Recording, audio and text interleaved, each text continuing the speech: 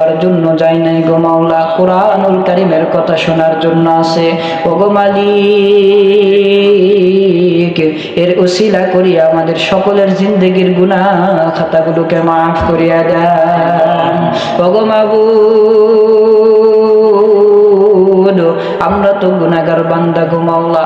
এখানে আমি গুনাহগার বান্দা হইতে পারি, কিন্তু এমনও মানুষ আছে কে জানি আল্লাহওয়ালা হইয়া বৈশা আছে গো মাওলা। আল্লাহ কার হাতখানা জানি আপনার কাছে পছন্দ হয় গো মাওলা। আল্লাহ আমরা তো গুনাহগার বান্দা গো মালিক। আল্লাহ গুনাহ করতে করতে জমিন থেকে আসমান পর্যন্ত গুনার পাহাড় বানায় ফেলাইছে গো মালিক। আল্লাহ আমাদের গুনার দিকে তাকাইলে আপনার রাগ বেড়ে যাবে গো মাওলা। আল্লাহ আমাদের গুনার দিকে না তাকাইয়া আপনার রহমান আর রহিম নামের দিকে তাকাইয়া আল্লাহ আমাদের সকলের জিন্দেগির গুনাহ খাতাগুলোকে মাফ করিয়া দেয়।